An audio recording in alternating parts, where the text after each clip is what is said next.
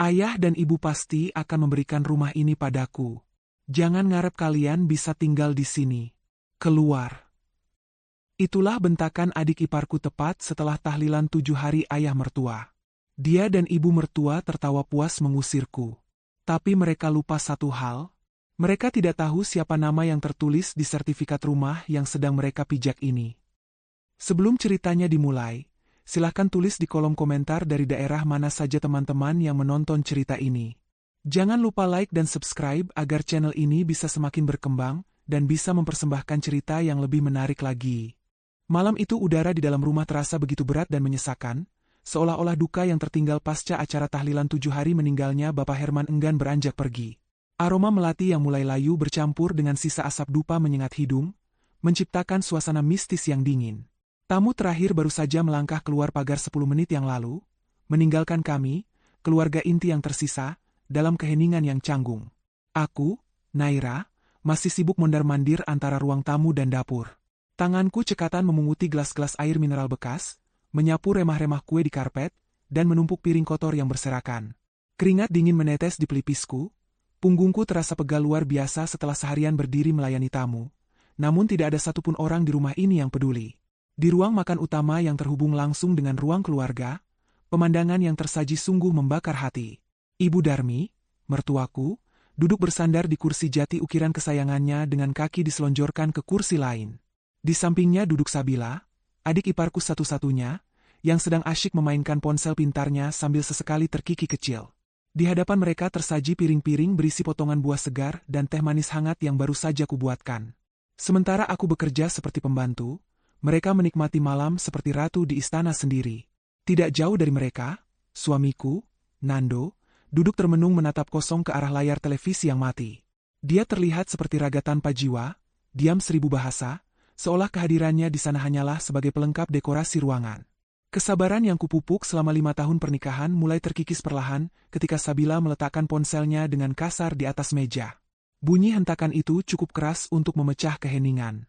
Sabila menegakkan tubuhnya, menatap sekeliling ruangan dengan pandangan menilai, seakan dia adalah seorang arsitek yang sedang merencanakan perombakan besar-besaran. Dia berdeham, memancing perhatian ibunya dan Nando. Dengan suara yang sengaja dikeraskan agar aku bisa mendengarnya dari dapur, Sabila mulai berbicara tentang rencana masa depannya. Dia berkata bahwa setelah masa berkabung ini selesai, dia ingin segera merenovasi kamar tidur utama yang posisinya paling strategis di lantai bawah. Sabila berceloteh dengan penuh semangat tentang bagaimana dia akan mengubah warna cat dinding kamar itu menjadi warna pastel yang lebih modern. Dia ingin mengganti gorden-gorden lama yang menurutnya kuno dengan tirai impor yang mewah. Dia bahkan sudah merencanakan letak lemari pakaian barunya yang besar untuk menampung semua koleksi tas dan sepatunya. Alasan utamanya adalah karena dia akan segera menikah dengan Randy, tunangannya yang berasal dari keluarga terpandang. Sabila merasa kamar tidurnya yang sekarang di lantai atas terlalu sempit dan tidak pantas untuk menampung gengsinya sebagai istri orang kaya. Dia butuh kamar yang luas, yang aksesnya mudah, dan yang paling mewah di rumah ini. Aku menghentikan gerakanku mengelap meja dapur. Kain lap di tanganku kubenamkan ke dalam ember dengan perasaan geram. Kamar yang sedang dibicarakan Sabila dengan begitu antusias adalah kamar tidurku dan Nando. Kamar itu adalah ruang privasi kami selama 5 tahun terakhir. Semua barang kami, kenangan kami, dan hidup kami ada di sana. Dengan entengnya dia berbicara seolah-olah kamar itu kosong tanpa penghuni, atau seolah-olah penghuninya tidak memiliki hak apa-apa untuk mempertahankan tempat istirahat mereka. Aku menarik napas panjang, mencoba menenangkan detak jantung yang memburu. Aku berjalan pelan menuju ruang makan, berdiri di ambang pintu memandang mereka bertiga. Aku menatap Nando lekat-lekat, mengirimkan sinyal darurat melalui sorot mataku. Aku berharap suamiku akan membuka mulutnya. Aku berharap dia akan berkata tegas pada adiknya bahwa kamar itu sudah ditempati oleh kakaknya dan istrinya. Aku berharap Nando memiliki sedikit saja keberanian untuk melindungi wilayah kami. Namun, harapan itu pupus seketika. Nando merasakan tatapanku, dia mengangkat wajahnya sebentar, lalu buru-buru menunduk lagi. Dia sibuk mengaduk-aduk ampas kopi di cangkirnya, berpura-pura tidak mendengar percakapan yang merendahkan istrinya itu. Karena Nando diam saja, Ibu Darmi merasa perlu untuk menimpali. Wanita parubaya itu mengangguk setuju dengan ide putrinya. Dengan nada memanjakan yang berlebihan, Ibu Darmi berkata bahwa itu ide yang sangat cemerlang.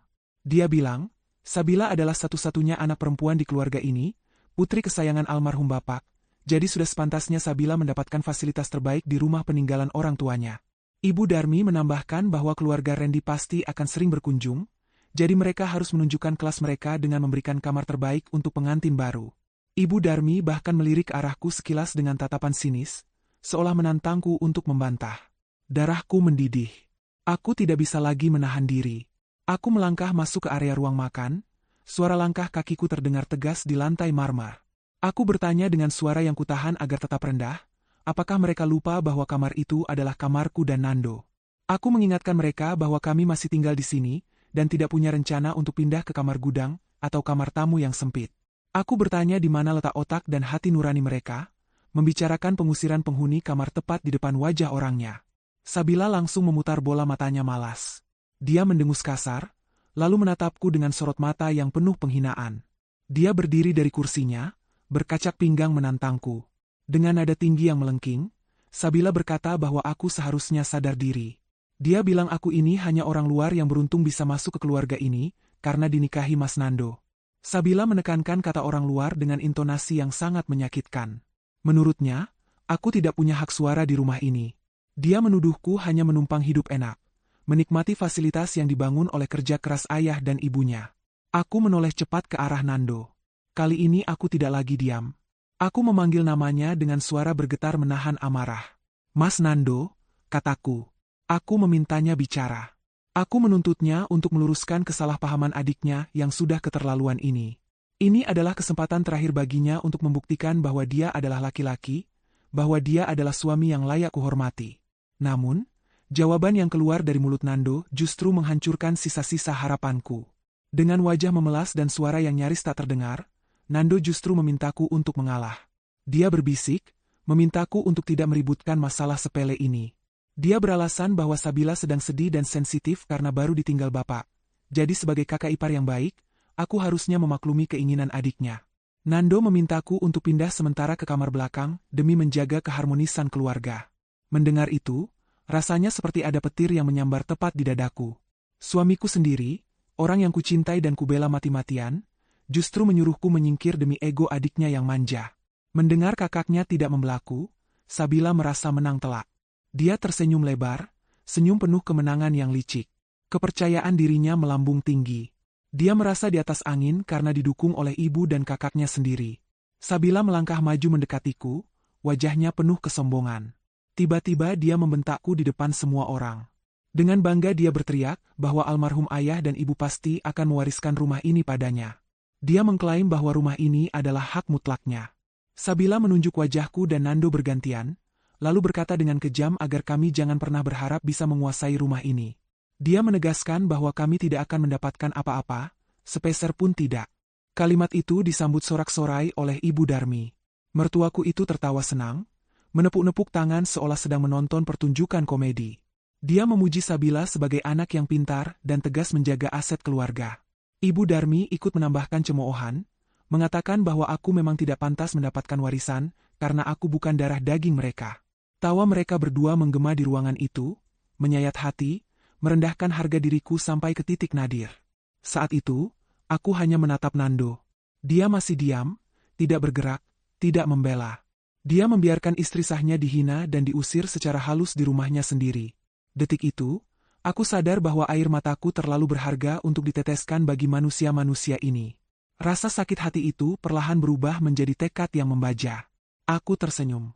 Bukan senyum ramah, melainkan senyum dingin yang mengandung bahaya. Aku menatap Nando lekat-lekat, lalu berkata dengan nada yang sangat tenang, kontras dengan keributan yang mereka buat. Sayang, ucapku lembut namun penuh penekanan. Aku bertanya padanya, apakah dia mau menjelaskan fakta yang sebenarnya kepada ibu dan adiknya, atau aku saja yang harus menjelaskan semuanya malam ini juga. Pertanyaanku itu sederhana, tapi efeknya luar biasa bagi Nando. Wajah suamiku yang tadinya kusam berubah menjadi pucat pasi dalam sekejap. Garpu yang dia pegang terlepas dari tangannya, jatuh berdentang keras di atas piring, mengejutkan semua orang. Tubuh Nando gemetar hebat, keringat dingin bercucuran. Dia menatapku dengan pandangan memohon, menggelengkan kepala pelan, mengisyaratkan agar aku diam dan tetap menyimpan rahasia itu. Namun aku sudah muak. Aku sudah selesai menjadi istri penurut yang bodoh. Melihat reaksi Nando yang ketakutan, Sabila berhenti tertawa. Dia menatap kami dengan bingung bercampur curiga. Dia tidak suka melihat aku yang tersenyum tenang, sementara kakaknya terlihat seperti orang yang baru melihat hantu. Sabila berteriak lagi, bertanya apa yang perlu dijelaskan. Dia menantangku dengan angkuh. Aku tidak menjawabnya dengan kata-kata. Perlahan, aku membungkuk, meraba bagian bawah kursi tempatku duduk. Tanganku meraih sebuah map coklat usang yang sudah kusiapkan di sana sejak sore tadi. Aku menarik map itu keluar, meletakkannya di tengah meja makan dengan gerakan lambat namun pasti. Aura di ruangan itu berubah drastis. Tawa Ibu Darmi terhenti. Mata mereka semua terpaku pada map itu.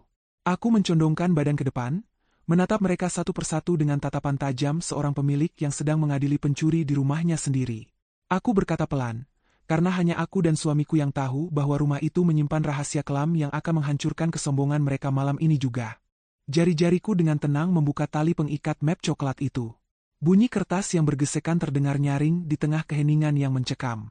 Sabila masih berdiri dengan napas memburu, matanya membelalak penasaran sekaligus waspada. Ibu Darmi mulai terlihat gelisah, dia mengubah posisi duduknya berkali-kali, firasat buruk mulai merayapi hatinya. Nando, suamiku yang malang, kini menutupi wajahnya dengan kedua telapak tangan, tidak sanggup melihat apa yang akan terjadi selanjutnya. Dia tahu persis bom atom apa yang tersimpan di dalam map lusuh itu. Aku mengeluarkan isi map itu satu persatu. Lembar pertama adalah sertifikat hak milik tanah dan bangunan yang asli. Kertas hijau tebal berlambang Garuda emas itu berkilau di bawah lampu ruang makan. Lembar kedua adalah surat perjanjian di atas kertas segel bermaterai, yang tintanya sudah sedikit memudar namun tulisannya masih terbaca sangat jelas. Aku mendorong kedua dokumen itu ke tengah meja, tepat di hadapan Sabila dan Ibu Darmi. Aku mempersilakan mereka membaca, suaraku terdengar dingin dan berwibawa, tidak ada lagi nada keraguan. Sabila, dengan tangan gemetar menahan amarah, menyambar sertifikat itu dengan kasar. Dia ingin membuktikan bahwa aku hanya menggertak. Namun, saat matanya menyusuri kolom nama pemilik, wajahnya yang tadi merah padam seketika berubah menjadi seputih kapas. Matanya terbelalak, mulutnya ternganga tapi tidak ada suara yang keluar. Di sana, tertulis dengan huruf kapital yang tegas, Naira Anindya. Bukan nama Bapak Herman, bukan nama Ibu Darmi, apalagi nama Nando. Napas Sabila tercekat. Dia menggelengkan kepala, tidak percaya.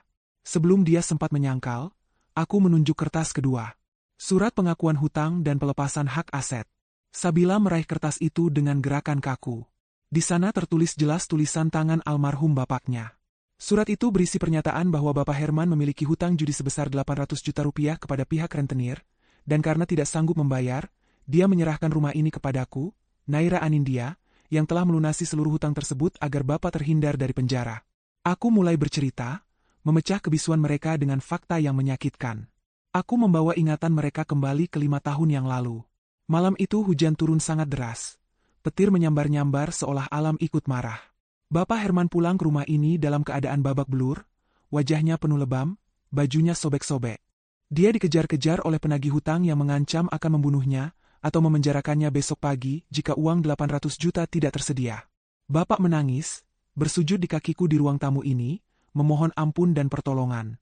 Aku menceritakan bagaimana aku, yang saat itu baru saja menikah dengan Nando, harus mengambil keputusan besar. Aku baru saja menerima warisan apartemen dari almarhum orang tuaku. Itu adalah satu-satunya harta peganganku.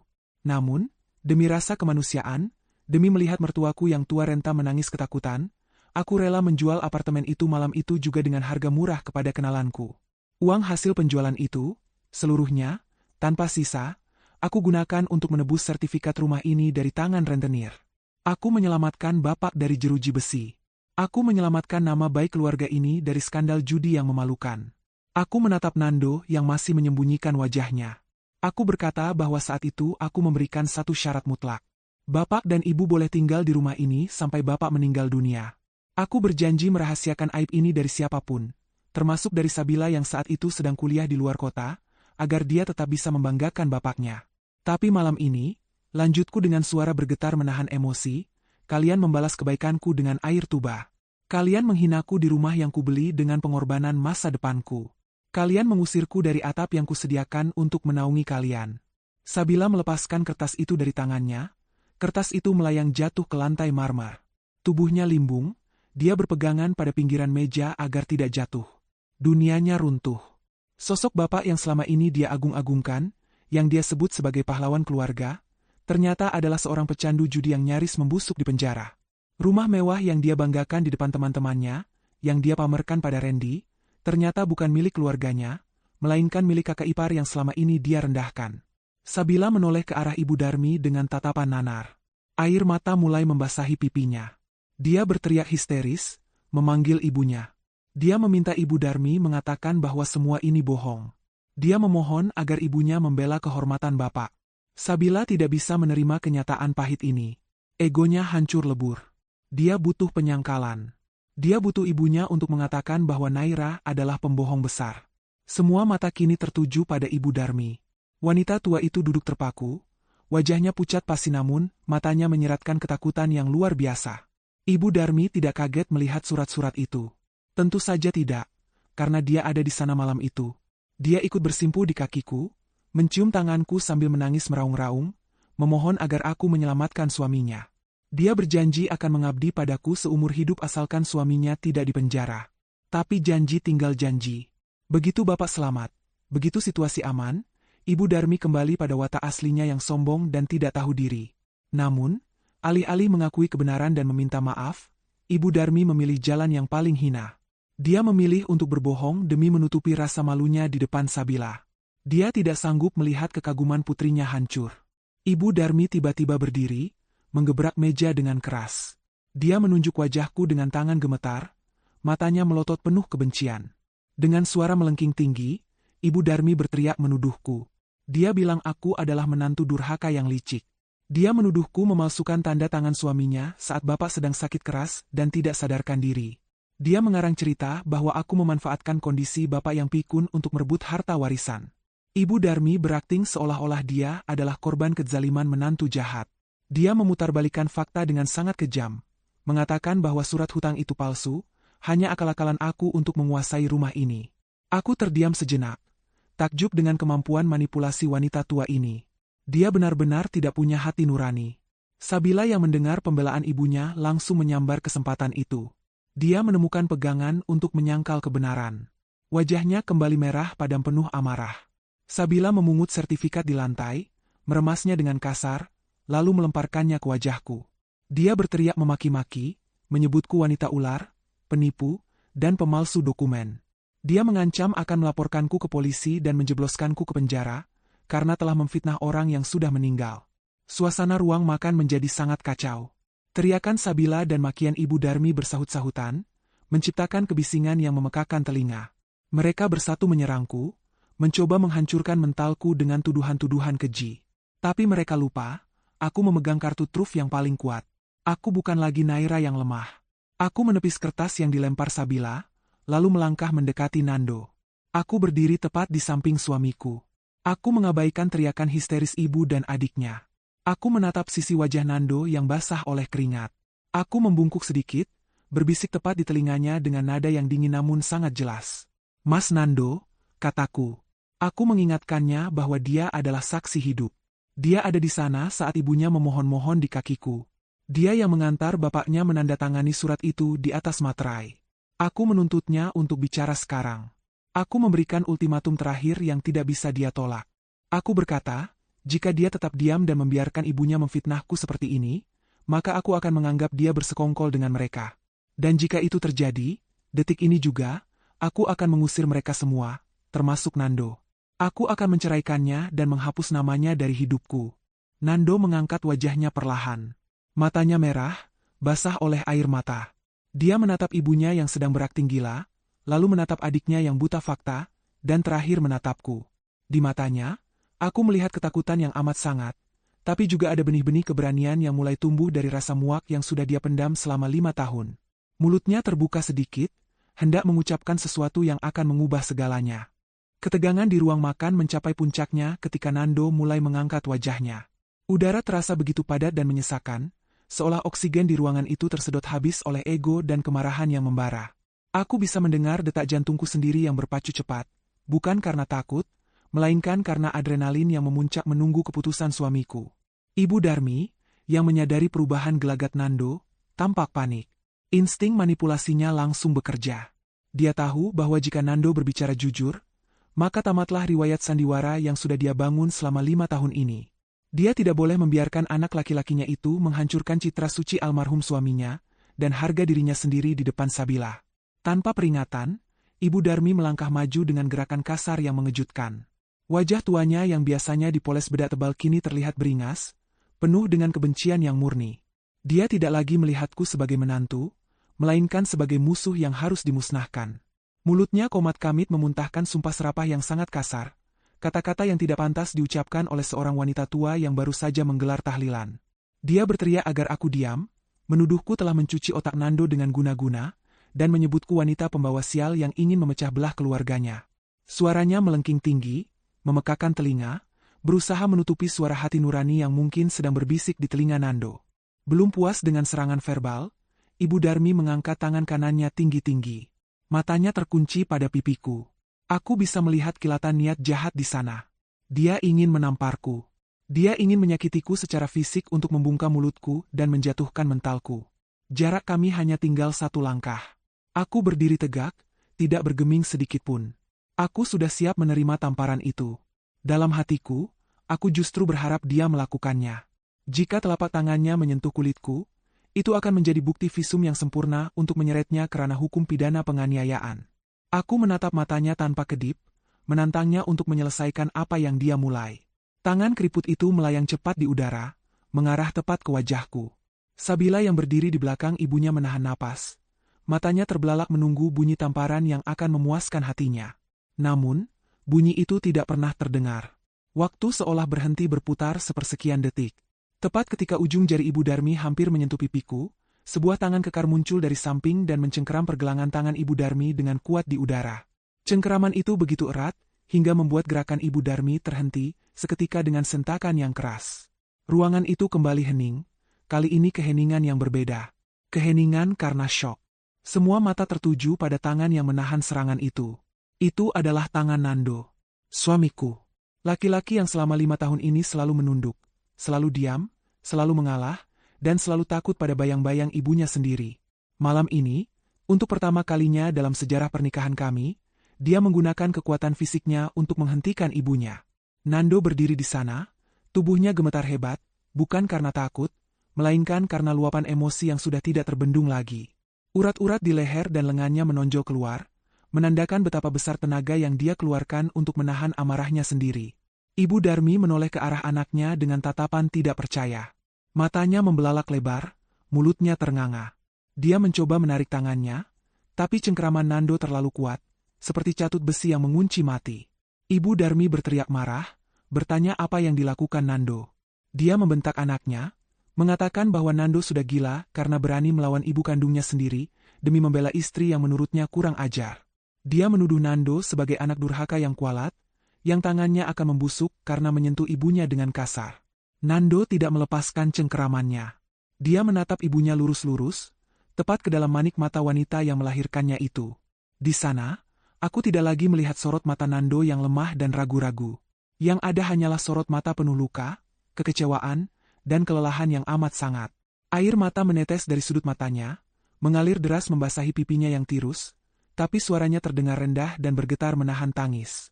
"Cukup, Bu," ucap Nando lirih, namun suaranya menggema di seluruh ruangan yang sunyi itu. Kata itu terdengar seperti sebuah permohonan sekaligus perintah. Nando mengulangi lagi, kali ini lebih keras. "Cukup. Hentikan semua ini." Nando mengatakan bahwa dia sudah muak. Dia sudah lelah menjadi pengecut selama 5 tahun. Dia sudah tidak sanggup lagi hidup dalam kebohongan yang ibu ciptakan. Nando berkata bahwa dia sudah cukup berdosa membiarkan istrinya dihina dan diinjak-injak harga dirinya di rumahnya sendiri, padahal istrinya lah yang menyelamatkan nyawa keluarga ini. Dengan gerakan perlahan namun tegas, Nando menghempaskan tangan ibunya ke bawah. Ibu Darmi terhuyung mundur beberapa langkah karena dorongan itu, wajahnya pucat pasi seolah baru saja melihat hantu. Nando tidak mempedulikan ibunya yang syok. Dia memutar tubuhnya menghadap Sabila yang masih berdiri mematung dengan wajah bingung dan ketakutan. Nando menatap adiknya dengan pandangan nanar, pandangan seorang kakak yang merasa gagal mendidik adiknya. Nando mulai berbicara pada Sabila. Suaranya serak dan parau. Dia berkata bahwa apa yang dikatakan Naira itu benar, 100% benar tanpa ada satu kata pun yang bohong. Nando bersumpah demi Tuhan dan demi arwah bapak, bahwa sertifikat dan surat hutang itu asli. Nando menceritakan ulang dengan detail yang mengerikan, bagaimana dia sendiri yang menyetir mobil malam itu, mengantar bapak yang babak belur ke rumah Naira. Nando bersaksi bahwa dia melihat dengan mata kepalanya sendiri bagaimana Ibu Darmi menangis histeris, memeluk kaki Naira, memohon-mohon agar Naira mau menjual apartemennya detik itu juga untuk membayar hutang judi bapak. Nando melangkah mendekati Sabila, membuat adiknya mundur ketakutan. Nando bertanya dengan nada tinggi, apakah Sabila tahu dari mana uang kuliahnya selama ini? Apakah Sabila tahu dari mana uang untuk membeli mobil Honda Jazz yang dia pamerkan ke teman-temannya? Nando mengungkapkan fakta pahit bahwa bapak tidak meninggalkan warisan sepeser pun selain hutang yang menumpuk. Semua kemewahan yang Sabila nikmati, uang saku bulanan, biaya liburan, baju-baju mahal, semuanya berasal dari uang Naira. Nando mengaku bahwa dia sering membohongi Sabila, mengatakan itu uang hasil bisnis bapak, padahal itu adalah uang gaji Nando dan subsidi dari Naira setiap bulan. Sabila menutup telinganya dengan kedua tangan, menggelengkan kepala kuat-kuat sambil berteriak tidak mau dengar. Dia tidak sanggup menerima kenyataan bahwa hidupnya selama ini adalah palsu. Dia merasa jijik mengetahui bahwa dia hidup dari belas kasihan kakak ipar yang selalu dia hina. Egonya yang setinggi langit runtuh seketika, hancur berkeping-keping menjadi debu. Tapi bukannya sadar, mekanisme pertahanan dirinya justru membuatnya semakin denial. Dia menuduh Nando berbohong. Dia berteriak histeris, mengatakan bahwa Nando sudah dipelet olehku. Dia menuduhku telah memberikan air minum yang sudah dimantrai agar Nando membenci ibu dan adiknya sendiri. Ibu Darmi yang sudah mendapatkan kembali kesadarannya, segera memanfaatkan kepanikan Sabila. Dia kembali berakting menjadi korban. Dia menjatuhkan dirinya ke lantai, menangis meraung-raung sambil memukuli dadanya. Dia meratapi nasibnya, berteriak memanggil nama almarhum suaminya, mengadu bahwa anaknya sudah berubah menjadi monster karena pengaruh istri yang jahat. Suara tangisannya yang dibuat-buat itu memenuhi rumah, menciptakan drama yang memuakkan. Ibu Darmi berharap dengan air mata palsunya, Nando akan luluh dan kembali bertekuk lutut di bawah ketiaknya. Tapi Nando malam ini berbeda. Hatinya sudah membatu terhadap air mata buaya ibunya. Dia menatap ibunya yang berguling di lantai dengan tatapan datar, tanpa rasa iba sedikitpun. Nando berkata dingin, menyuruh ibunya berhenti bersandiwara karena tidak ada gunanya lagi. Dia bilang dia sudah hafal skenario ibunya. Nando menegaskan bahwa malam ini, dia memilih untuk berdiri di pihak yang benar. Dia memilih istrinya, wanita yang sudah berkorban nyawa dan harta demi kehormatan keluarga ini, namun dibalas dengan air tuba.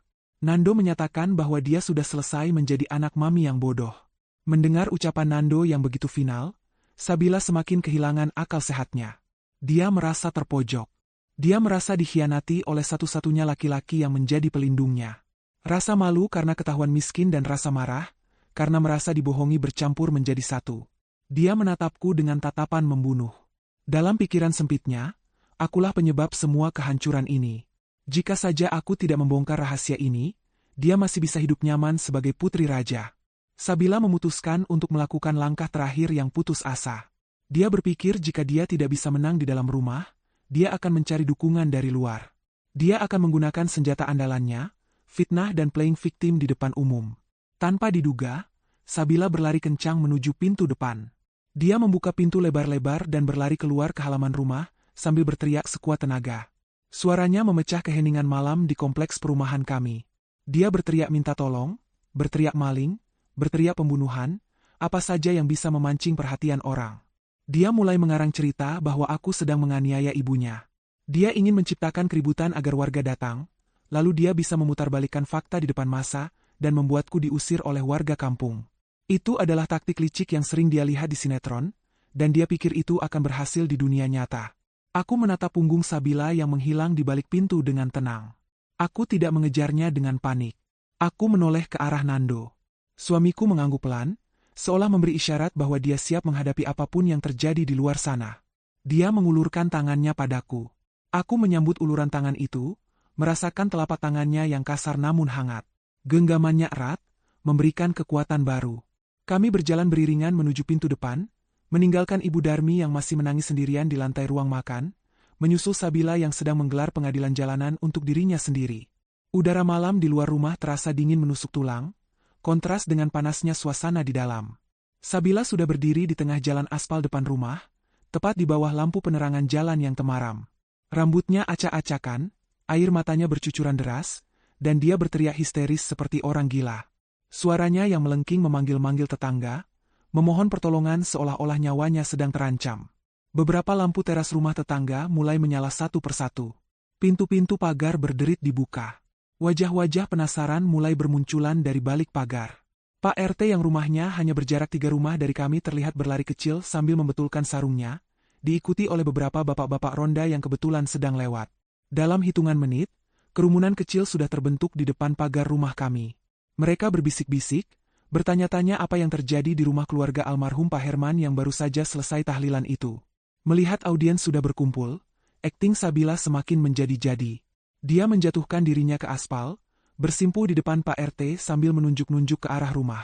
Dengan suara terseduh-seduh yang dibuat sedemikian rupa agar terdengar menyayat hati, Sabila mulai melancarkan fitnahnya. Sabila mengadu kepada Pak RT dan warga bahwa aku, kakak iparnya, telah mengamuk seperti orang kesurupan. Dia mengarang cerita bahwa aku ingin menguasai harta warisan bapak sendirian dan tega mengusir dia, serta ibunya malam ini juga. Dia bilang aku melempar barang-barang mereka, dan bahkan memukul Ibu Darmi sampai jatuh pingsan di dalam rumah. Sabila memohon perlindungan, meminta warga untuk mengusirku yang dia sebut sebagai wanita jahat dan serakah. Warga yang mendengar cerita itu sontak kaget. Gumam-gumam kemarahan mulai terdengar. Beberapa ibu-ibu menatapku dengan pandangan jijik, termakan oleh air mata buaya Sabila. Bagaimanapun, di mata mereka, Sabila adalah anak yatim yang baru saja ditinggal bapaknya, sosok yang patut dikasihani. Aku berdiri di teras rumah, masih menggenggam tangan Nando. Aku bisa merasakan kemarahan warga yang mulai tersulut. Situasi ini berbahaya. Jika salah langkah, kami bisa diamuk massa yang salah paham. Namun, aku tetap tenang. Aku tahu kebenaran ada di pihakku, dan yang lebih penting, aku tahu Nando ada di sampingku. Nando meremas tanganku sekali lagi, seolah meminta izin untuk mengambil alih situasi. Aku melepaskan genggamannya, membiarkan dia maju ke depan. Ini adalah panggungnya. Ini adalah momen penebusan dosanya. Nando melangkah menuruni anak tangga teras, berjalan membelah kerumunan warga yang menatapnya dengan tanda tanya. Dia berjalan mendekati Sabila yang masih bersimpuh di aspal. Sabila mendongak, menatap kakaknya dengan harapan bahwa Nando akan mendukung sandiwaranya di depan umum. Namun, Nando tidak membantunya berdiri. Nando justru melewatinya begitu saja, seolah Sabila tidak ada di sana. Nando berdiri tegak di hadapan Pak RT dan warga, lalu melakukan sesuatu yang membuat semua orang ternganga. Nando berbalik badan menghadap ke arahku yang masih berdiri di teras.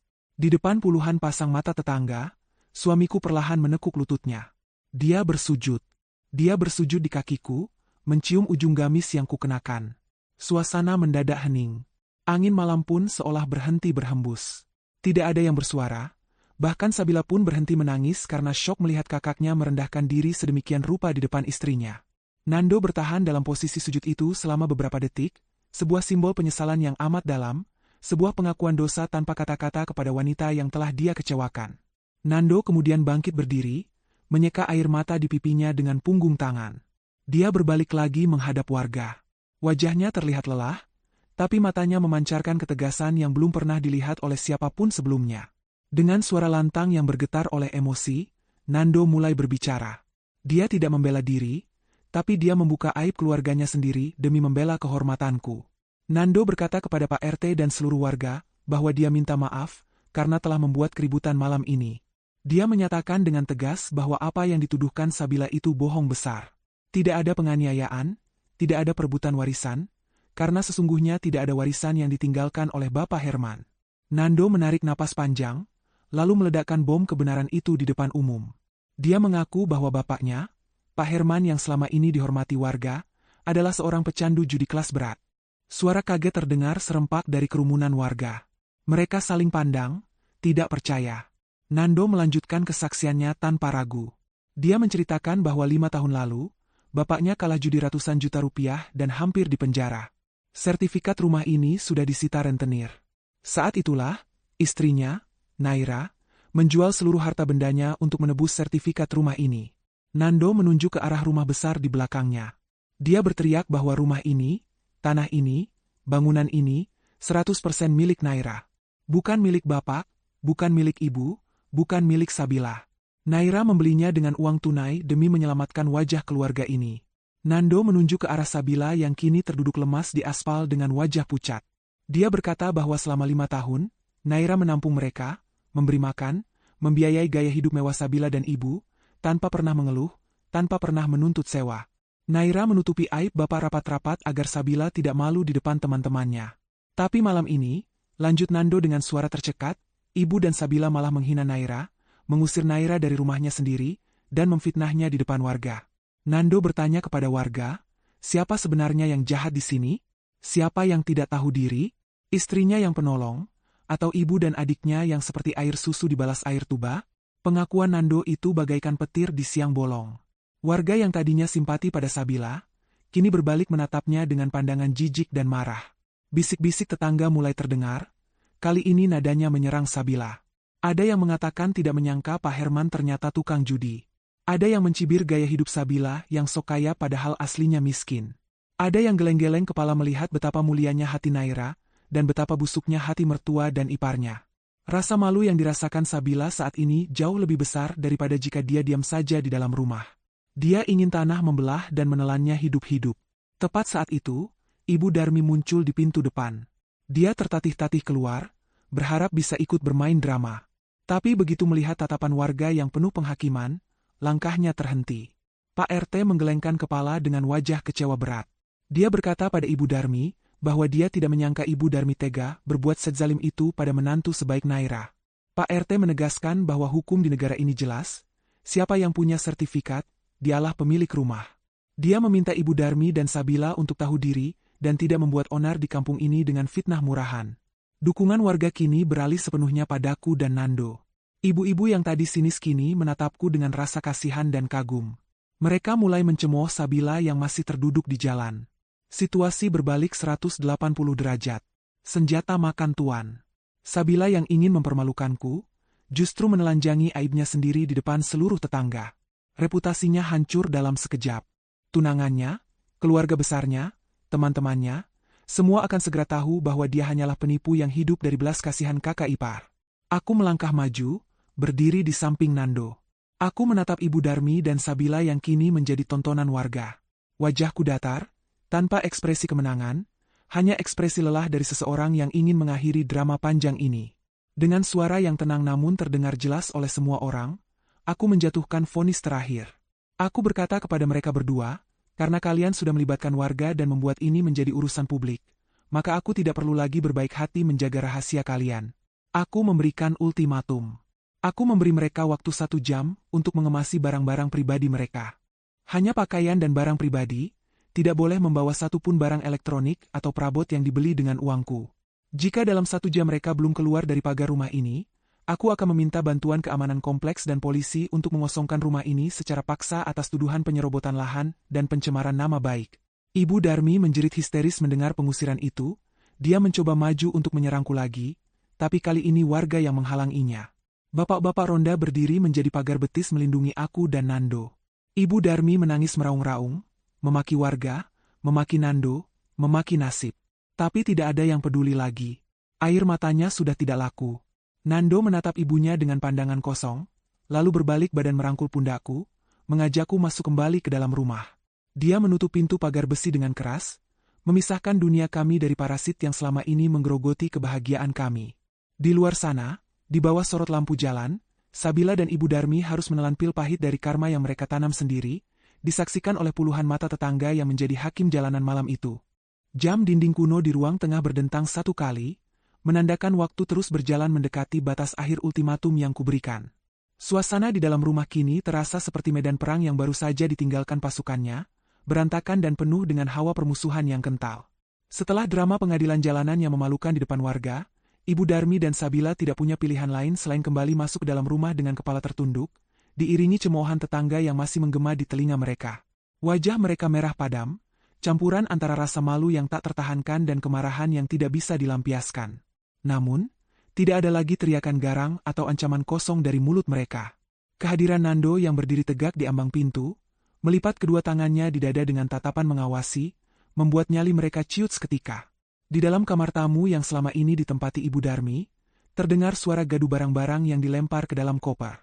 Sabila, dengan air mata yang masih mengalir deras merusak riasan wajahnya, terlihat panik membongkar lemari pakaian. Gerakannya kasar dan tidak sabaran. Dia menyambar apa saja yang bisa diraihnya. Gaun-gaun pesta, koleksi sepatu hak tinggi, tumpukan tas tangan, dan kotak-kotak perhiasan. Dia mencoba memasukkan semuanya ke dalam 2 koper besar berukuran jumbo, memaksakan resletingnya untuk menutup meski isinya sudah meluap. Keserakahan masih terlihat jelas di matanya. Di tengah kepanikan itu, dia masih sempat melirik ke arah meja rias, mencoba mengambil set parfum mahal dan beberapa pajangan kristal kecil yang sebenarnya adalah milikku. Aku berdiri di lorong, memperhatikan tingkah laku mereka dengan perasaan lega yang aneh. Tidak ada rasa kasihan sedikit pun di hatiku. Rasa iba itu sudah mati, dibunuh perlahan oleh perlakuan kejam mereka selama 5 tahun terakhir. Aku melihat Nando melangkah masuk ke kamar itu. Langkahnya berat namun pasti. Dia tidak datang untuk membantu mereka berkemas, melainkan untuk menjadi pengawas, memastikan tidak ada satupun aset milikku yang dibawa lari. Ketika Sabila mencoba menyelipkan sebuah jam tangan mewah bermerek ke dalam tas tangannya, Nando dengan sigap mencekal pergelangan tangan adiknya. Nando tidak membentak, tapi suaranya dingin menusuk tulang. Dia meminta Sabila mengeluarkan jam tangan itu. Nando mengingatkan bahwa jam itu dibeli menggunakan kartu kredit Naira tahun lalu sebagai hadiah ulang tahun, jadi itu hak milik Naira. Sabila mencoba melawan, merengek seperti anak kecil, mengatakan bahwa itu adalah hadiah jadi sudah menjadi miliknya. Tapi Nando tidak bergeming. Dia menatap adiknya tajam, mengatakan bahwa semua kemewahan itu adalah pinjaman yang sudah jatuh tempo. Dengan kasar, Nando merampas jam itu dari tangan Sabila dan meletakkannya kembali di atas meja. Dia menegaskan aturan mainnya sekali lagi. Hanya pakaian dan barang pribadi yang benar-benar milik mereka sebelum masa kejayaan palsu ini, selebihnya tinggal di tempat. Ibu Darmi, yang sedari tadi sibuk memasukkan baju-baju ke dalam tas plastik besar karena kopernya tidak muat, tiba-tiba menghentikan kegiatannya. Dia menatap Nando dengan pandangan yang sulit diartikan. Ada rasa sakit, kecewa, tapi juga manipulasi yang masih tersisa. Dia berjalan mendekati Nando, mencoba menyentuh wajah anaknya dengan tangan yang gemetar. Suaranya berubah menjadi lirih dan menyayat hati, sebuah upaya terakhir untuk meruntuhkan pertahanan Nando. Ibu Darmi bertanya, apakah Nando benar-benar tega membuang ibu kandungnya ke jalanan di tengah malam seperti ini? Dia mengungkit-ungkit masa lalu, bagaimana dia mengandung Nando selama 9 bulan, bagaimana dia menyusui dan membesarkan Nando dengan susah payah. Dia menggunakan kartu as terakhirnya, dosa durhaka dan air susu ibu. Nando terdiam sejenak. Tubuhnya menegang. Aku yang melihat dari kejauhan sempat menahan napas, khawatir Nando akan luluh kembali. Kata-kata keramat tentang ibu dan durhaka adalah senjata paling mematikan bagi seorang anak laki-laki. Namun, Nando yang berdiri di sana malam ini bukan lagi Nando yang dulu. Dia memejamkan matanya sejenak, menarik napas panjang seolah sedang menghirup kekuatan terakhir untuk memutus tali pusar yang beracun itu. Perlahan, dia menepis tangan ibunya dari wajahnya. Gerakannya halus tapi penolakannya mutlak. Nando membuka matanya, menatap Ibu Darmi dengan sorot mata yang penuh luka namun tegas. Dia menjawab perkataan ibunya dengan kalimat yang membuat ruangan itu hening seketika. Nando berkata bahwa dia tidak pernah melupakan jasa ibu yang melahirkannya. Tapi dia bertanya balik, apakah ibu pernah menghargai istri yang menyelamatkan nyawa keluarga ini? Nando mengatakan bahwa air susu ibu sudah dia bayar lunas. Selama 5 tahun ini, Nando membiarkan dirinya menjadi budak keinginan ibu, membiarkan istrinya bekerja keras membiayai gaya hidup ibu, memberikan rumah mewah, mobil, makanan enak, dan pelayanan raja untuk ibu. Nando menegaskan bahwa semua kemewahan itu adalah bentuk bakti Nando yang sudah melampaui batas wajar. Sekarang, hutang itu sudah lunas. Nando memilih untuk menyelamatkan sisa hidupnya dan pernikahannya daripada terus-menerus menjadi sapi perah bagi ibu yang tidak pernah puas. Mendengar jawaban itu, wajah Ibu Darmi berubah menjadi topeng kebencian. Dia sadar dia sudah kalah. Dia sadar Nando sudah lepas dari genggamannya. Tanpa kata-kata lagi, Ibu Darmi kembali ke tumpukan bajunya, menyelesaikannya dengan kasar sambil menggerutu menyumpahi nasib. Waktu 1 jam pun habis. Nando tidak perlu melihat jam lagi. Dia langsung bertindak. Tanpa permisi, dia menutup paksa koper Sabila yang belum terkunci sempurna, menyeretnya keluar kamar dengan bunyi roda yang bergemuruh di lantai marmer. Dia melakukan hal yang sama dengan tas-tas plastik milik ibunya. Nando menyeret barang-barang itu melewati ruang tengah, melewati ruang tamu, hingga sampai ke teras depan.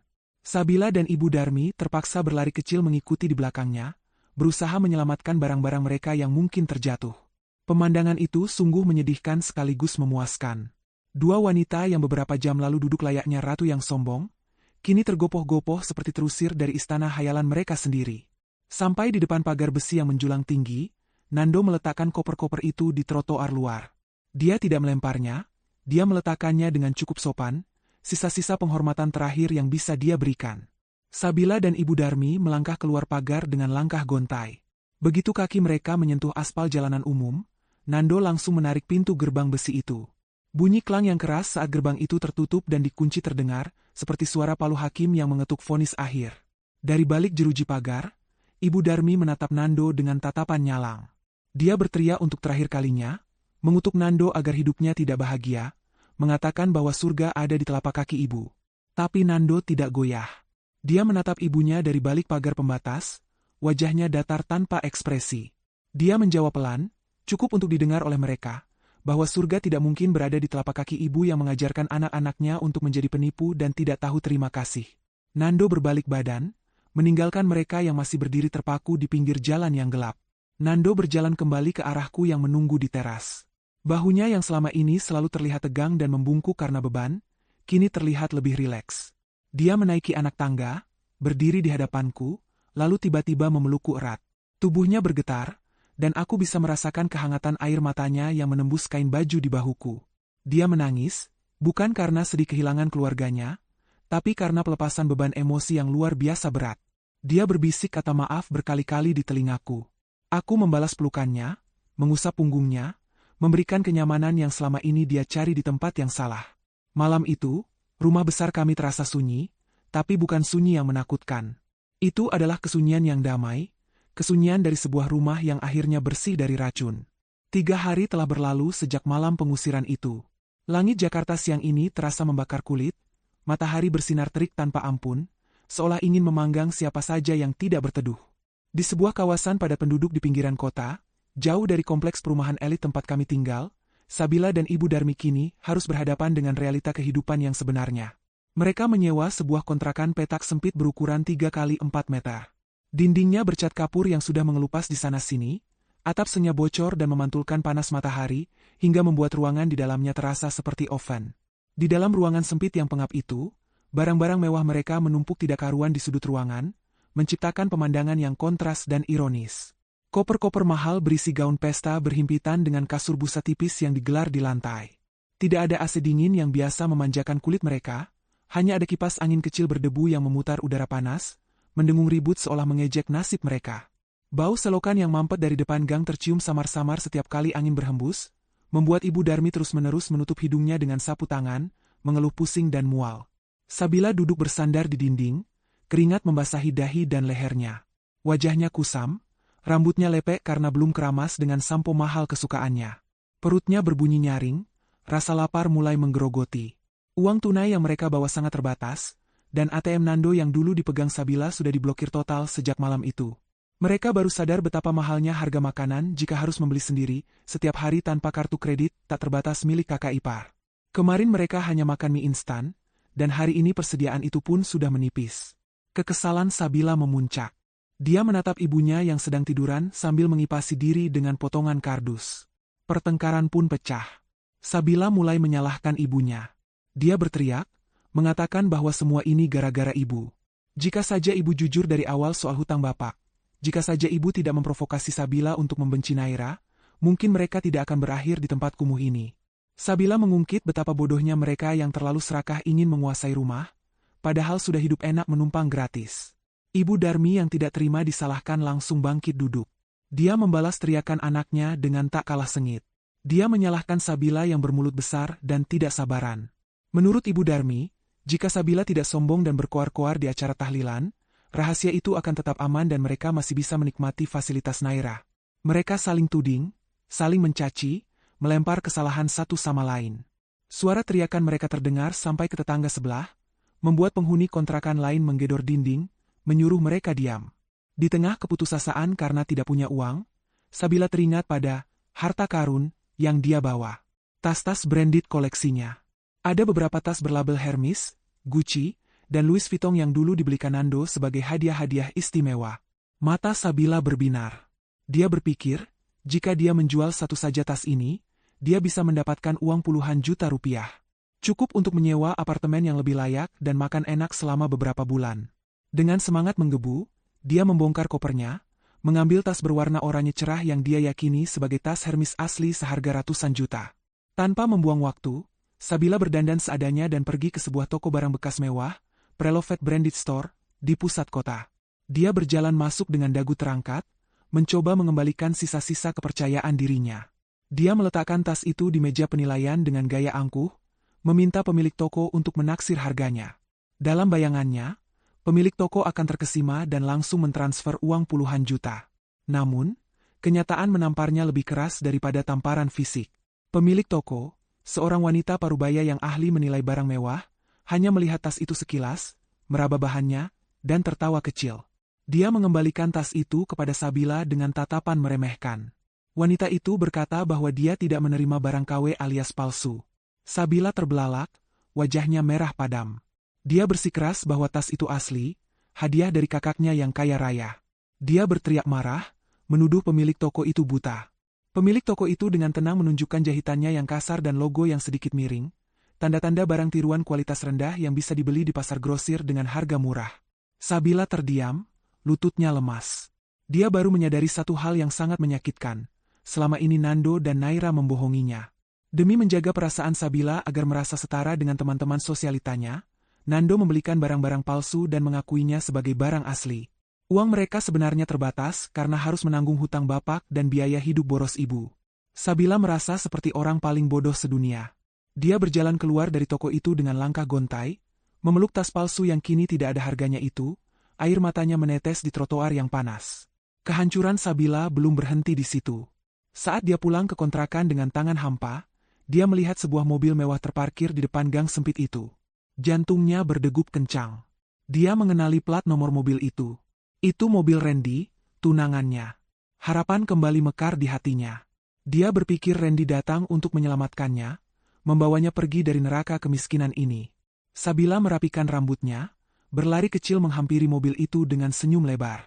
Kaca jendela mobil turun perlahan. Wajah Randy terlihat di sana, tapi tidak ada senyum di bibirnya. Wajahnya dingin, kaku, dan penuh rasa jijik. Sabila menyapanya dengan manja, hendak membuka pintu mobil. Tapi Randy menahan pintu itu agar tetap terkunci. Tanpa basa-basi, Randy melemparkan sebuah kotak kecil keluar jendela, kotak cincin pertunangan mereka. Randy berkata dengan nada datar bahwa hubungan mereka selesai sampai di sini. Dia bilang dia sudah melihat video pengakuan Nando yang viral di grup WhatsApp warga perumahan elit. Keluarga Randy sangat malu. Mereka tidak bisa menerima menantu dari keluarga penipu yang bapaknya tukang judi dan hidup dari belas kasihan ipar. Randy menambahkan kalimat yang sangat menusuk sebelum menutup kaca jendelanya kembali. Dia bersyukur Tuhan menunjukkan wajah asli keluarga Sabila sebelum undangan pernikahan disebar. Mobil mewah itu melaju pergi, meninggalkan debu jalanan yang menerpa wajah Sabila. Sabila berdiri mematung di pinggir jalan, memandangi kotak cincin yang tergeletak di tanah berdebu. Harapannya untuk menjadi istri orang kaya, satu-satunya tiket keluar dari kemiskinan, kini lenyap sudah. Dia memungut kotak itu, membukanya, dan melihat cincin berlian yang dulu dia banggakan. Sekarang, cincin itu hanya menjadi simbol kegagalan total. Sabila menjerit sekuat tenaga, sebuah jeritan frustrasi yang panjang dan menyakitkan. Dia melempar cincin itu sekuat tenaga ke arah selokan hitam yang bau. Dia terduduk di tanah, menangis meraung-raung, tidak peduli lagi pada orang-orang yang menontonnya. Di dalam kontrakan, Ibu Darmi hanya bisa mengintip dari balik jendela kusam dengan tatapan kosong. Karma itu nyata, dan dia datang dalam bentuk gelombang tsunami yang menghancurkan setiap inci kebanggaan mereka. Mereka kini benar-benar sendirian, miskin, dan terhina, terperangkap dalam realita kehidupan yang selama ini mereka hindari dengan kebohongan. Matahari baru saja tergelincir ke ufuk barat, menyisakan semburat oranye yang suram di langit Jakarta, namun panas di dalam kontrakan petak Ibu Darmi dan Sabila belum juga surut. Udara di dalam ruangan sempit itu terasa mampat, bercampur dengan bau keringat dan keputusasaan yang semakin pekat. Sudah 2 hari berlalu sejak insiden cincin pertunangan yang dibuang ke selokan. Uang tunai di dompet Sabila kini benar-benar habis tak bersisa. Bahkan untuk membeli sebungkus nasi rames pun mereka harus berpikir 2 kali. Rasa lapar yang melilit perut membuat emosi kedua wanita itu semakin tidak stabil, mengubah mereka menjadi 2 sosok yang saling membenci meski tinggal di bawah atap yang sama. Ibu Darmi berbaring di atas kasur busa tipis yang digelar di lantai, menatap langit-langit kontrakan yang berjamur dengan pandangan kosong. Pikirannya berputar mencari jalan keluar instan dari penderitaan ini. Dia tidak bisa membayangkan harus menghabiskan sisa hidupnya di tempat kumuh ini. Dia merindukan kasur empuk di kamar tamu rumah Naira, dia merindukan AC yang dingin, dan dia merindukan makanan lezat yang selalu tersedia di meja makan. Rasa rindu akan kenyamanan itu memicu ide licik di kepala tuannya. Dia teringat bagaimana dulu Nando selalu panik dan menuruti semua kemauannya setiap kali dia mengeluh sakit sedikit saja. Ibu Darmi yakin, Nando tidak akan tega membiarkan ibu kandungnya menderita sakit parah tanpa perawatan. Nando mungkin marah, tapi darah tetap lebih kental daripada air, pikirnya. Dengan sisa tenaga akting yang dimilikinya, Ibu Darmi mulai melancarkan skenarionya. Dia mengerang keras sambil memegangi dada kirinya. Suaranya dibuat tersendat-sendat, seolah sedang menahan sakit yang luar biasa. Sabila, yang sedang duduk melamun di pojok ruangan, awalnya tidak peduli. Dia pikir ibunya hanya sedang mencari perhatian seperti biasa. Namun, ketika erangan Ibu Darmi semakin keras dan disertai dengan kejang-kejang yang terlihat meyakinkan, Sabila mulai panik.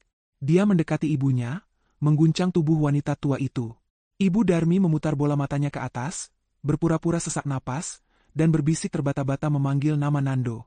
Kepanikan Sabila mengundang perhatian tetangga kontrakan. Beberapa ibu-ibu berdaster yang sedang mengobrol di teras depan langsung berhamburan masuk begitu mendengar teriakan Sabila minta tolong. Melihat kondisi Ibu Darmi yang tampak kritis, mereka menyarankan untuk segera membawanya ke rumah sakit. Namun Sabila menolak, beralasan tidak punya biaya. Akhirnya, salah satu tetangga yang memiliki nomor telepon Nando, karena dulu pernah bekerja sebagai tukang kebun di rumah lama Pak Herman, berinisiatif menelepon Nando. Di ujung telepon, tetangga itu mengabarkan dengan nada mendesak bahwa Ibu Darmi terkena serangan jantung mendadak dan kondisinya sangat mengkhawatirkan. 1 jam berlalu dengan ketegangan yang memuncak. Ibu Darmi terus berpura-pura pingsan dan merintih, menikmati perhatian para tetangga yang memijat kaki dan tangannya. Dalam hati, dia tersenyum licik, membayangkan Nando akan datang membawa ambulans VIP, menangis meminta maaf, dan membawanya pulang ke rumah mewah itu. Akhirnya, suara deru mesin mobil terdengar mendekat dan berhenti tepat di depan gang. Harapan Ibu Darmi melambung tinggi. Dia memejamkan mata lebih erat, mengatur napasnya agar terlihat seperti orang yang sedang sekarat. Pintu kontrakan terbuka. Langkah kaki tegap terdengar masuk. Itu Nando. Tapi ada yang aneh. Langkah kaki Nando tidak terdengar terburu-buru atau panik. Dia berjalan santai, diikuti oleh seorang pria parubaya yang membawa tas medis hitam. Nando tidak langsung menghambur memeluk ibunya. Dia berdiri menjulang di samping kasur, menatap tubuh Ibu Darmi dengan tatapan dingin yang sulit diartikan. Wajahnya datar, tanpa jejak kekhawatiran sedikit pun. Sabila yang melihat kakaknya datang langsung menangis, berakting sedih, memohon agar Nando segera membawa ibu ke rumah sakit terbaik. Nando mengangkat tangan, menyuruh Sabila diam. Dia berkata dengan nada tenang namun tegas bahwa dia tidak membawa ambulans, melainkan membawa seorang dokter spesialis jantung langganan rekan bisnis Naira. Dia ingin memastikan kondisi ibunya terlebih dahulu sebelum mengambil tindakan lebih lanjut. Dokter itu segera berlutut di samping Ibu Darmi, mengeluarkan stetoskop dan alat tensi darah. Dia mulai memeriksa detak jantung, tekanan darah, dan respons pupil mata Ibu Darmi. Ibu Darmi mencoba mempertahankan sandiwaranya, mengerang kesakitan setiap kali dokter menyentuh dadanya. Pemeriksaan berlangsung selama 5 menit yang terasa seperti selamanya. Ruangan itu hening, semua tetangga menunggu dengan cemas. Akhirnya, dokter itu melepaskan stetoskop dari telinganya, melipatnya kembali dengan rapi, dan berdiri menghadap Nando. Dokter itu menggelengkan kepala pelan sambil tersenyum tipis penuh arti. Dengan suara yang cukup keras agar bisa didengar oleh semua orang di ruangan itu, dokter memberikan diagnosanya. Dia mengatakan bahwa jantung pasien sangat sehat, iramanya normal, tekanan darahnya stabil, dan tidak ada tanda-tanda serangan jantung sama sekali. Keluhan sesak napas dan kejang itu, menurut pandangan medisnya, hanyalah reaksi psikosomatis atau mungkin pura-pura belaka karena faktor stres atau lapar. Mendengar vonis dokter, wajah Ibu Darmi memerah pada meskipun matanya masih terpejam. Dia tertangkap basah. Para tetangga yang tadi sibuk memijat kini saling pandang dengan tatapan ilfil. Mereka merasa tertipu. Bisik-bisik mulai terdengar lagi, kali ini nadanya mencemooh. Nando menghela napas panjang, seolah sudah menduga hal ini akan terjadi. Dia membayar jasa dokter itu dan memintanya menunggu di mobil sebentar. Kini, tinggallah Nando berhadapan dengan ibu dan adiknya yang kembali mempermalukan diri sendiri. Nando berjongkok di dekat telinga ibunya. Dia tahu ibunya sadar sepenuhnya. Dengan suara berbisik namun tajam, Nando menyuruh ibunya bangun. Dia berkata tidak perlu akting lagi karena penonton sudah bubar. Ibu Darmi perlahan membuka matanya, menatap anaknya dengan campuran rasa malu dan marah karena rencananya gagal total. Dia mencoba membela diri, mengatakan kepalanya pusing sungguhan, tapi Nando sudah tidak peduli. Nando berdiri tegak kembali, merogoh saku celananya. Sabila menatap gerakan tangan Nando dengan mata berbinar. Dia berharap Nando akan mengeluarkan segepok uang tunai atau setidaknya kartu kredit untuk biaya hidup mereka. Namun, harapan itu hancur berkeping-keping saat Nando mengeluarkan sebuah amplop putih tipis dan meletakkannya di atas meja kecil di samping kasur. Amplop itu terlihat sangat ringan. Nando menatap mata adiknya dan ibunya bergantian, lalu memberikan pesan terakhirnya malam itu. Dia berkata bahwa dia datang bukan karena dia bodoh, tapi karena dia ingin memastikan sandiwara ini berakhir. Nando menunjuk amplop itu. Dia berkata isinya cukup untuk membeli obat sakit kepala di warung dan nasi bungkus untuk makan malam ini. Jangan harap lebih. Nando menegaskan bahwa dia tidak akan tertipu lagi dengan trik murahan seperti sakit jantung palsu. Dia memperingatkan mereka untuk tidak pernah mengganggu hidupnya dan Naira lagi dengan drama-drama sampah seperti ini. Jika mereka terus menerornya, Nando berjanji akan mengganti nomor teleponnya dan pindah rumah tanpa memberitahu alamat baru. Setelah mengucapkan itu, Nando berbalik badan dan melangkah keluar tanpa menoleh lagi, meninggalkan jejak parfum mahalnya yang kontras dengan bau AP kontrakan itu. Begitu Nando pergi, Sabila menyambar amplop itu dengan tangan gemetar. Dia merobeknya kasar, berharap setidaknya ada uang 1 atau 2 juta rupiah. Namun, isi amplop itu membuatnya menjerit frustrasi. Isinya hanyalah 5 lembar uang 10 ribuan yang sudah lecek, total 50 ribu rupiah, dan secari kertas memo bertuliskan tulisan tangan Nando yang rapi, untuk beli obat anti drama. Semoga cepat sembuh mentalnya. Sabila melempar uang receh itu ke wajah ibunya yang masih terbaring kaku. Malam itu, di kontrakan sempit yang panas, mereka kembali bertengkar hebat, saling menyalahkan atas kegagalan rencana yang justru semakin merendahkan harga diri mereka di mata Nando. 2 minggu setelah insiden pura-pura sakit jantung itu, kehidupan Sabila berubah 180 derajat.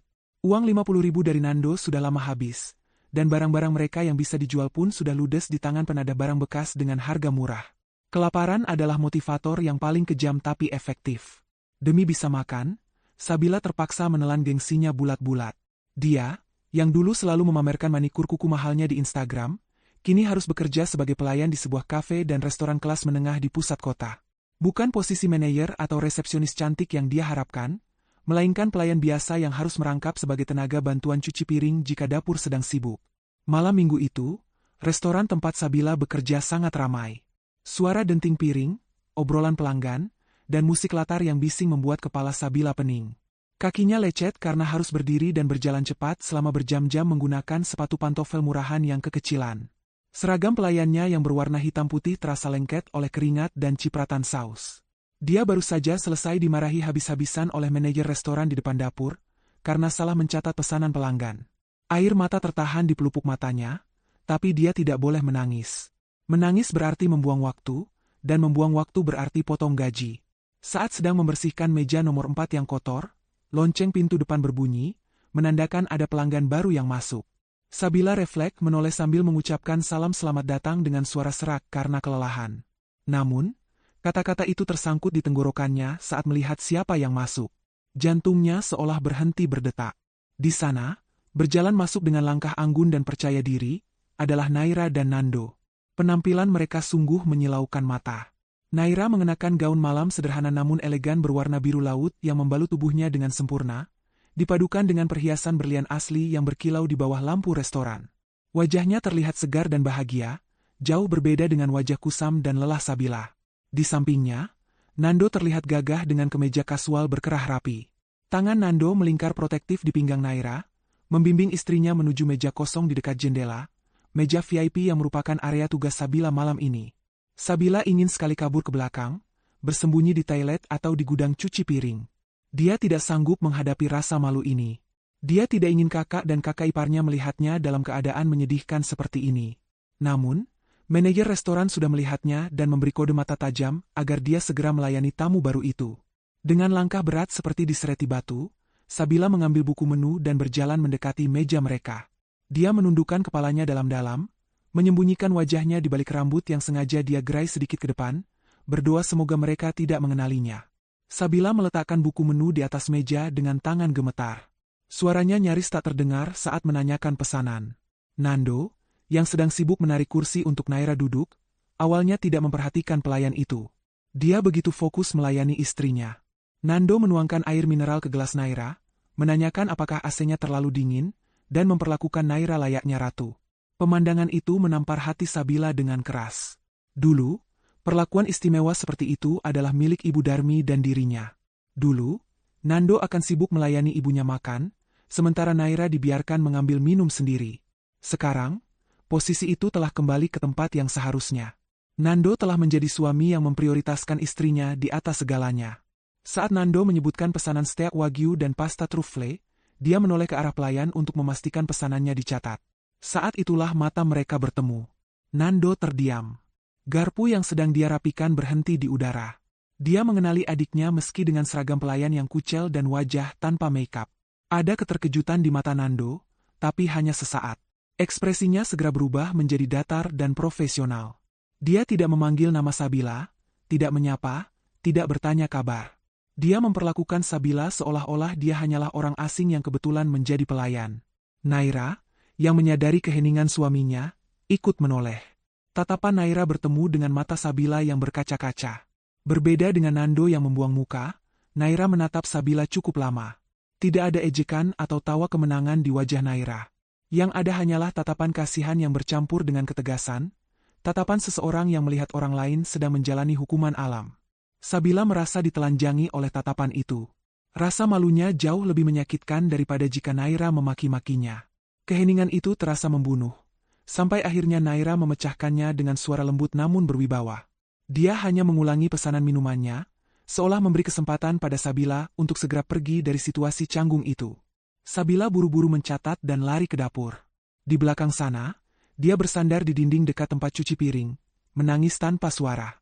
Dia melihat pantulan dirinya di cermin wastafel yang retak, kurus, kusam, berminyak, dan menyedihkan. Dia membandingkan dirinya dengan Naira yang duduk di luar sana, bersinar dan dicintai.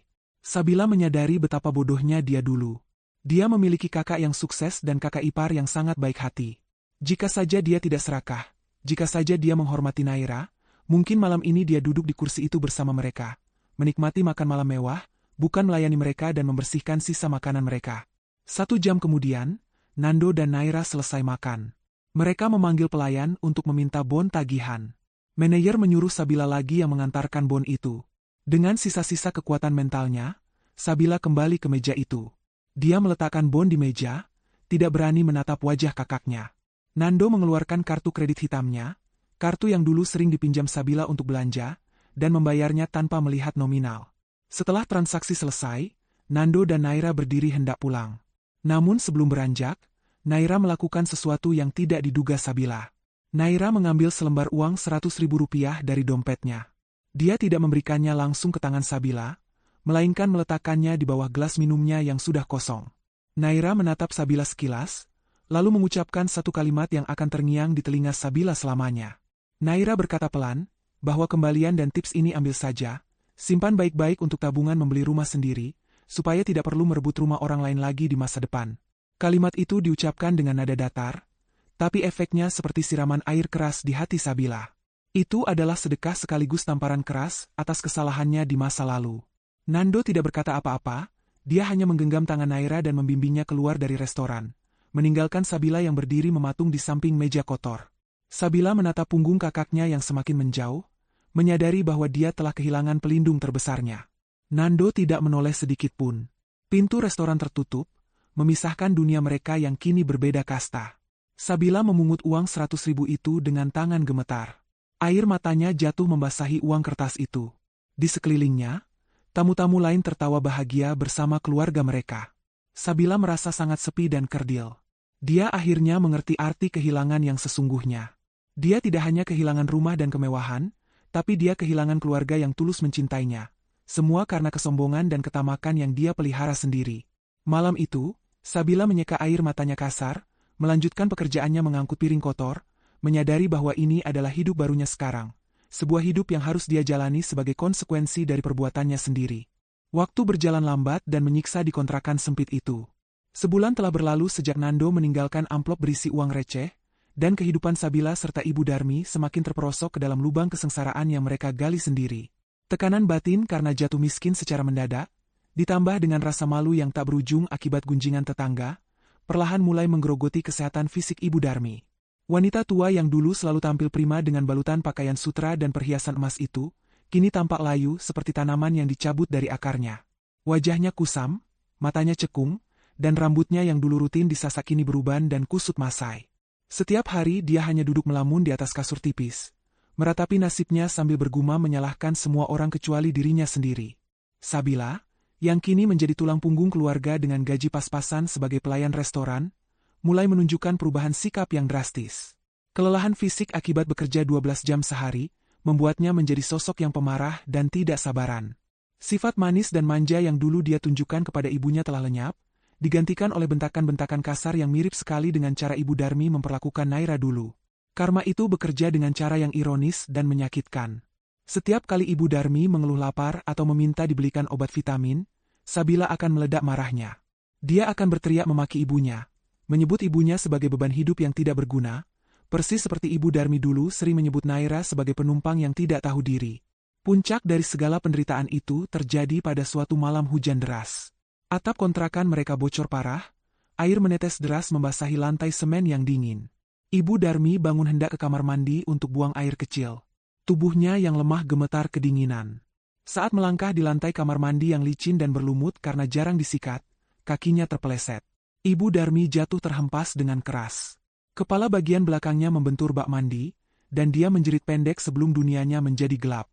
Sabila yang sedang tertidur pulas karena kelelahan, terbangun oleh suara gedebuk keras itu. Dengan mata setengah terpejam dan perasaan kesal karena tidurnya terganggu, dia bangkit dan menggedor pintu kamar mandi. Dia berteriak menyuruh ibunya cepat keluar. Namun tidak ada jawaban. Hanya suara air keran yang menetes. Perasaan tidak enak mulai menyergap hati Sabila. Dia mendorong pintu kamar mandi yang tidak terkunci itu. Pemandangan yang dilihatnya membuatnya menjerit histeris. Ibu Darmi tergeletak di lantai dengan posisi aneh, mulutnya miring, dan matanya terbuka namun tatapannya kosong. Kepanikan melanda Sabila. Dia tidak punya uang, tidak punya kendaraan, dan tidak punya siapa-siapa. Dia berlari keluar menembus hujan, menggedor pintu tetangga kontrakan sebelah dengan brutal. Untungnya, rasa kemanusiaan tetangga masih ada meskipun mereka membenci sifat Ibu Darmi. Beberapa bapak-bapak membantu menggotong tubuh kaku Ibu Darmi ke dalam angkot charteran untuk dibawa ke rumah sakit daerah terdekat. Di sepanjang perjalanan, Sabila menangis, bukan hanya karena sedih, tapi karena ketakutan membayangkan biaya rumah sakit yang pasti mencekik leher. Sesampainya di unit gawat darurat rumah sakit pemerintah yang penuh sesak, dokter segera melakukan pemeriksaan. Vonis dokter bagaikan palu godam yang menghancurkan sisa harapan Sabila. Ibu Darmi terkena stroke pendarahan otak akibat hipertensi kronis yang tidak terkontrol dan stres berat. Dia selamat, tapi mengalami kelumpuhan separuh badan sebelah kanan dan kehilangan kemampuan bicaranya. Dokter mengatakan bahwa Ibu Darmi membutuhkan perawatan intensif dan terapi jangka panjang, yang biayanya tentu saja tidak sedikit bagi orang yang tidak memiliki asuransi kesehatan. Sabila terduduk lemas di kursi tunggu koridor rumah sakit yang dingin. Dia memegang kepala dengan kedua tangannya, merasa dunia runtuh menimpanya. Dia tidak punya pilihan lain. Dengan tangan gemetar dan harga diri yang sudah hancur lebur, dia meminjam ponsel salah satu perawat untuk menghubungi satu-satunya orang yang mungkin masih memiliki sedikit belas kasihan. Dia menelepon Nando. Di ujung telepon, suara Nando terdengar datar dan dingin, tidak ada nada kekhawatiran yang berlebihan seperti dulu. Nando hanya bertanya di mana posisi mereka, dan menutup telepon tanpa berjanji apa-apa. 1 jam kemudian, Nando datang. Penampilannya rapi dan segar, kontras sekali dengan suasana rumah sakit yang suram dan bau obat. Sabila langsung menghambur ke arah kakaknya, menangis meraung-raung memeluk kaki Nando, memohon ampun dan bantuan. Dia menceritakan kondisi ibu yang lumpuh dan bisu. Dia berharap, dengan kondisi ibu yang separah ini, hati Nando akan luluh dan membawa mereka kembali pulang. Bagaimanapun juga, ini adalah ibu kandungnya yang sedang sekarat. Nando melepaskan pelukan Sabila perlahan tapi tegas. Dia berjalan masuk ke ruang perawatan. Di sana, Ibu Darmi terbaring lemah dengan selang infus dan alat bantu napas. Matanya yang sayu bergerak perlahan saat melihat Nando masuk. Air mata menetes dari sudut mata tua itu. Mulutnya yang miring berusaha mengucapkan sesuatu. Mungkin kata maaf, atau mungkin permohonan untuk dibawa pulang ke kamar mewahnya yang dulu. Tangan kirinya yang masih bisa bergerak berusaha menggapai tangan Nando. Nando berdiri di samping ranjang, Menatap ibunya dengan pandangan yang penuh dengan rasa sakit namun juga keikhlasan untuk melepaskan. Dia tidak memegang tangan ibunya. Dia hanya menatap lurus ke dalam mata wanita yang melahirkannya itu. Dengan suara pelan namun terdengar jelas di ruangan yang sunyi itu, Nando berkata bahwa dia sudah melunasi semua administrasi rumah sakit untuk perawatan ibu selama seminggu ke depan. Dia juga sudah membayarkan biaya panti jompo sederhana untuk tempat tinggal ibu setelah keluar dari sini, karena Sabila jelas tidak akan mampu merawat orang lumpuh sambil bekerja. Mata Ibu Darmi membelalak lebar mendengar kata panti jompo. Dia menggelengkan kepalanya lemah, air matanya mengalir semakin deras. Dia tidak mau dibuang ke panti jompo. Dia ingin pulang ke rumah anaknya. Dia ingin dirawat oleh menantunya yang kaya. Namun Nando menggeleng pelan. Dia mendekatkan wajahnya ke telinga ibunya dan berbisik kalimat terakhir yang menjadi penutup hubungan mereka sebagai keluarga yang utuh. Nando berkata bahwa tempat ibu bukan lagi di rumahnya. Rumah itu adalah istana Naira. Dan Nando tidak akan membiarkan siapapun yang pernah menyakiti ratunya untuk masuk kembali, meskipun itu ibunya sendiri. Nando mengatakan bahwa stroke yang ibu alami, kebisuan yang kini ibu derita, mungkin adalah cara Tuhan untuk menghentikan lisan ibu yang selama ini tajam menyakiti hati menantu yang tulus. Nando menyuruh ibunya menikmati masa tua di tempat yang tenang untuk bertobat. Setelah itu, Nando menegakkan tubuhnya, berbalik badan, dan berjalan keluar ruangan tanpa menoleh lagi, meninggalkan Ibu Darmi yang menangis dalam kebisuan abadi, terperangkap dalam tubuhnya sendiri yang kini tak berdaya, menuai badai dari angin yang dia tabur bertahun-tahun lamanya. 2 tahun telah berlalu sejak malam badai yang menghancurkan sisa-sisa hubungan beracun itu. Suasana di rumah besar peninggalan almarhum Pak Herman kini telah berubah total. Tidak ada lagi jejak-jejak keberadaan Sabila, ataupun Ibu Darmi yang tersisa. Aura dingin dan mencekam yang dulu sering menyelimuti rumah ini telah berganti menjadi kehangatan yang nyata. Naira telah melakukan renovasi besar-besaran. Dinding-dinding yang dulu kusam kini dicat ulang dengan warna putih gading yang cerah. Jendela-jendela besar dibuka lebar setiap pagi, membiarkan sinar matahari dan udara segar masuk membanjiri setiap sudut ruangan, seolah membersihkan sisa-sisa energi negatif masa lalu. Minggu pagi itu, aroma masakan yang menggugah selera menguar dari dapur, memenuhi seluruh penjuru rumah. Bukan aroma masakan pembantu, melainkan aroma bumbu rempah yang ditumis dengan penuh cinta. Di dapur yang kini modern dan luas, Nando berdiri mengenakan celemek berwarna biru tua, sibuk membolak-balikan nasi goreng spesial di atas wajan besar. Wajahnya terlihat berseri-seri, jauh berbeda dengan wajah Nando 2 tahun lalu yang selalu murung dan tertekan. Dia bersenandung kecil mengikuti irama lagu jazz yang diputar pelan dari speaker di ruang tengah. Lengan kemejanya digulung sebatas siku, memperlihatkan otot tangannya yang cekatan memotong sayuran. Dia bukan lagi suami yang hanya bisa duduk menunggu dilayani, dia telah bertransformasi menjadi mitra hidup yang setara, yang menemukan kebahagiaan dalam melayani istri yang dicintainya. Di meja makan yang terbuat dari kayu jati solid, meja yang sama tempat Naira dulu meletakkan sertifikat rumah dan membongkar aib keluarga, kini duduk Naira dengan santai. Dia mengenakan pakaian rumah yang nyaman namun tetap terlihat anggun. Di tangannya ada secangkir teh herbal hangat dan sebuah tablet tempat dia membaca berita bisnis terkini. Dia sesekali melirik ke arah dapur, tersenyum melihat punggung suaminya. Tidak ada lagi ketegangan di antara mereka. Tidak ada lagi rahasia yang disembunyikan. Hubungan mereka telah ditempa oleh api konflik, dan kini menjadi sekuat baja. Nando datang membawa piring besar berisi nasi goreng seafood yang masih mengepul panas.